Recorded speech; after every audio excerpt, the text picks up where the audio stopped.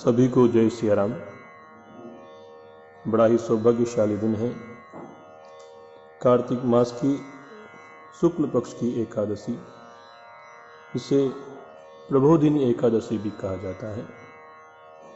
उसकी कथा सुनने से मनुष्य को परम कल्याण की प्राप्ति होती है। प्राचीन मान्यता है कि भगवान विष्णु क्षीर सागर में 4 माह तक योग निद्रा में शयन करके आज ही के दिन यानी देव उठनी एकादशी के दिन जागृत होते हैं। इसी दिन भगवान नारायण की विधि विधान के साथ पूजा करते हैं और तुलसी के साथ विवाह भी करवाते हैं। इसी कारण से इसे विवाह का एक अबूझ मुहूर्त भी माना जाता है। कुछ लोग अगले दिन अर्थात द्वादशी के दिन भगवान विष्णु का माँ तुलसी के साथ विवाह करते हैं। तुलसी विवाह की परंपरा बड़ी प्राचीन है। जो लोग आज के दिन भगवान विष्णु के स्वरूप श्री शालिग्राम जी का विवाह तुलसी जी के साथ कराते हैं, उन्हें कन्यादान का फल प्राप्त होता है और इस दिन उपवास रखने से मोक्ष की प्राप्ति के साथ साथ सभी मनोकामनाएं पूर्ण होती हैं। आइए एकादशी तिथि के प्रारंभ और पारण के समय की जानकारी प्राप्त करें। 25 नवंबर 2020 बुधवार के दिन प्रबोधिनी एकादशी का व्रत रहेगा। एकादशी प्रारंभ का समय 25 नवंबर प्रातः 2:41 से 26 नवंबर प्रातः 5:09 तक रहेगा। पारण का समय 26 नवंबर अर्थात द्वादशी के दिन मध्याह्न 1:15 से 3:15 तक रहेगा। परम पवित्र प्रबोधिनी एकादशी की कथा का श्रवण करते हैं।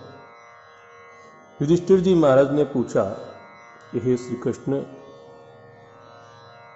कार्तिक मास के शुक्ल पक्ष की एकादशी, जिसे प्रबोधिनी एकादशी भी कहा जाता है, उसकी महिमा का श्रवण मैं आपके मुख से सुनना चाहता हूँ, आप मुझे बताएं। तब भगवान श्री कृष्ण बोले कि राजन, कार्तिक के शुक्ल पक्ष में जो एकादशी होती है उसका जैसा वर्णन लोक के सृष्टा ब्रह्मा जी ने नारद जी से किया था, वही मैं तुम्हें सुनाता हूँ। नारद जी ने अपने पिता ब्रह्मा जी से जाकर के पूछा कि प्रभु, जिसमें धर्म कर्म में प्रवृत्ति कराने वाले भगवान गोविंद जागते हैं, उस प्रबोधिनी एकादशी का महात्म्य आप मुझे बतलाइए। तो ब्रह्मा जी ने कहा, हे मुनिश्रेष्ठ, प्रबोधिनी का महात्म्य पाप के नाश, पुण्य की वृद्धि तथा उत्तम बुद्धि वाले पुरुषों को मोक्ष प्रदान करने वाला है। प्रबोधिनी एकादशी को एक ही उपवास कर लेने से मनुष्य 1000 अश्वमेध तथा 100 राजसूय यज्ञ का फल प्राप्त कर लेता है। बेटा, जो दुर्लभ है, जिसकी प्राप्ति असंभव है तथा जिसे त्रिलोकी में किसी ने भी नहीं देखा है, ऐसी वस्तु के लिए भी याचना करने पर प्रबोधिनी एकादशी उसे दे देती है। भक्ति पूर्वक उपवास करने पर यह हरिबोधिनी एकादशी मनुष्यों को ऐश्वर्य, संपत्ति, उत्तम बुद्धि, राज्य तथा सुख प्रदान करती है। मेरु पर्वत के समान जो बड़े बड़े पाप हैं, उन सबको यह पाप नाशिनी प्रबोधिनी एकादशी एक ही उपवास से भस्म कर देती है। जो लोग प्रबोधिनी एकादशी का मन से ध्यान करते हैं तथा इसके व्रत का अनुष्ठान करते हैं, उनके पितर नरक के दुखों से छूट करके भगवान विष्णु के परम धाम को चले जाते हैं। अश्वमेध आदि यज्ञों से भी जिस फल की प्राप्ति कठिन है, वह प्रबोधिनी एकादशी को जागरण कर भक्ति भाव से भगवान के गुणों का गान करने, कीर्तन करने से अनायास ही प्राप्त हो जाते हैं। संपूर्ण तीर्थों में नहाकर स्वर्ण तथा पृथ्वी के दान करने से जो फल मिलता है, वही फल श्री हरि के निमित्त जागरण करने मात्र से मनुष्य को प्राप्त हो जाता है। जिस प्रकार से मनुष्यों के लिए मृत्यु अनिवार्य है, उसी प्रकार धन संपत्ति मात्र भी क्षणभंगुर है। ऐसा समझकर एकादशी का व्रत करना चाहिए। तीनों लोकों में जो कोई भी तीर्थ संभव है, वह सब प्रबोधिनी एकादशी का व्रत करने वाले मनुष्यों के घर में ही मौजूद रहते हैं। कार्तिक की यह हरिबोधिनी एकादशी पुत्र और पौत्र प्रदान करने वाली है। जो प्रबोधिनी को उपासना करता है, वह व्यक्ति ज्ञानी है, वह योगी है, वह तपस्वी और जितेंद्रिय है तथा उसी को भोग और मोक्ष की प्राप्ति होती है। नारद, प्रबोधिनी एकादशी को भगवान विष्णु के उद्देश्य से मानव स्नान, दान, जप और होम करता है, वह सब अक्षय फल को देने वाले होते हैं। जो मनुष्य इस प्रबोधिनी एकादशी को उपवास करके भगवान माधव की भक्ति पूर्वक पूजा करते हैं, वे 100 जन्मों के पापों से छुटकारा पा जाते हैं। इस व्रत के द्वारा देव देवेश्वर जनार्दन को संतुष्ट करके मनुष्य संपूर्ण दिशाओं को अपने तेज से प्रकाशित करता हुआ भगवान हरि के वैकुंठ धाम को प्राप्त होता है।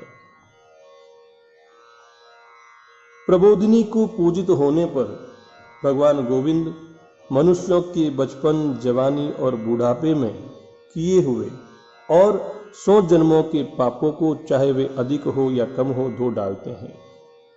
अतः सर्वथा प्रयत्न करके संपूर्ण मनोवांछित फलों को देने वाले देवादिदेव जनार्दन की उपासना करनी चाहिए। एक महत्वपूर्ण बात और इस व्रत के बारे में कही गई है कि जो भगवान विष्णु के भजन में तत्पर होकर के कार्तिक में पराये अन्न का त्याग कर देता है, अर्थात किसी अन्य व्यक्ति के यहाँ भोजन नहीं करता है, वह चांद्रायण व्रत का फल प्राप्त करता है।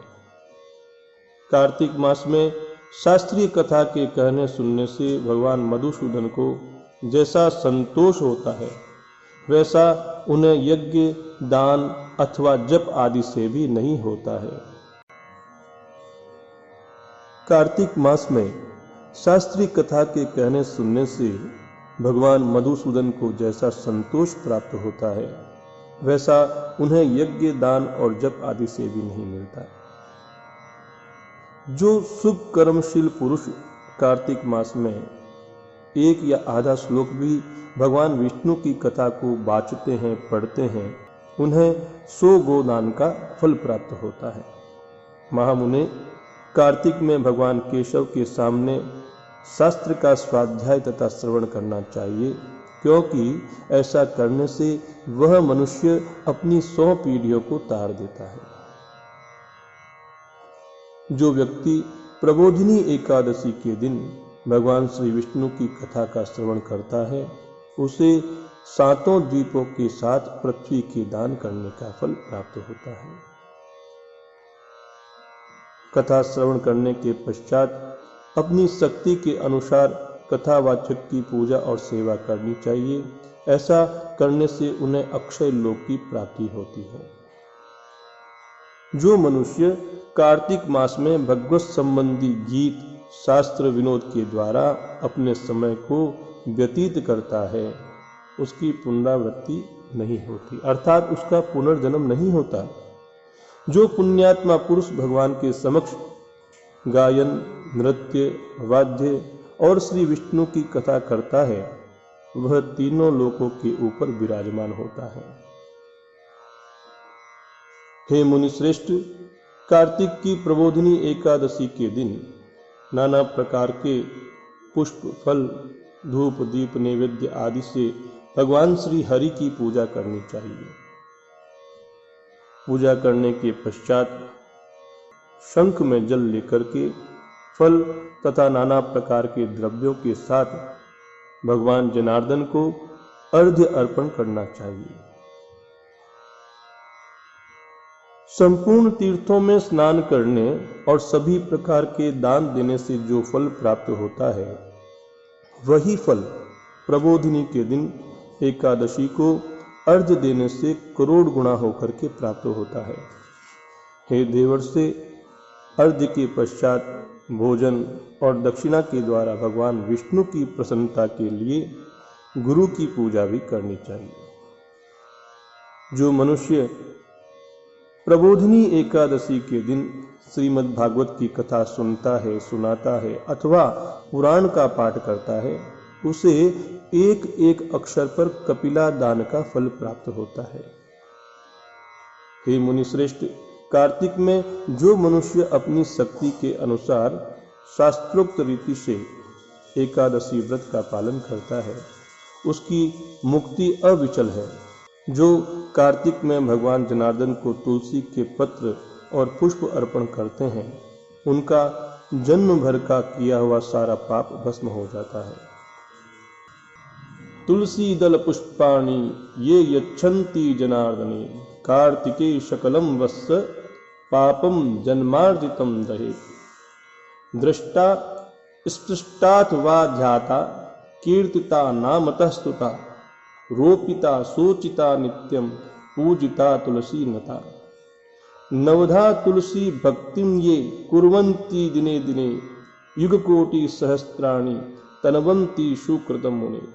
जो कार्तिक में भगवान जनार्दन को तुलसी के पत्र और पुष्प अर्पण करते हैं, उनका जन्म भर का किया हुआ सारा पाप भस्म हो जाता है। जो प्रतिदिन दर्शन, स्पर्श, ध्यान, नाम कीर्तन, स्तवन, अर्पण, सेचन, नित्य पूजन और नमस्कार के द्वारा तुलसी में 9 प्रकार की भक्ति करते हैं, वे कोटि सहस्त्र युगों तक पुण्य का विस्तार करते हैं। हे नारद, सभी प्रकार के पुष्पों और पत्तों को चढ़ाने से जो फल प्राप्त होता है, वह कार्तिक मास में तुलसी के एक पत्ते से मिल जाता है। कार्तिक आया देखकर प्रतिदिन नियम पूर्वक तुलसी के कोमल पत्तों से महाविष्णु श्री जनार्दन का पूजन करना चाहिए। 100 यज्ञों के द्वारा देवताओं का यजन करने और अनेक प्रकार के दान देने से जो पुण्य होता है, वह कार्तिक में तुलसी दल मात्र से केशव की पूजा करने से प्राप्त होता है। इसलिए माँ तुलसी की बहुत महिमा है। कार्तिक के मास में नित्य सवेरे ही जल्दी ब्रह्म मुहूर्त में उठ करके तुलसी का पूजन करना चाहिए और श्री हरि को तुलसी के द्वारा नित्य तृप्त करते रहना चाहिए। बोलो श्री कृष्णचंद्र भगवान की जय।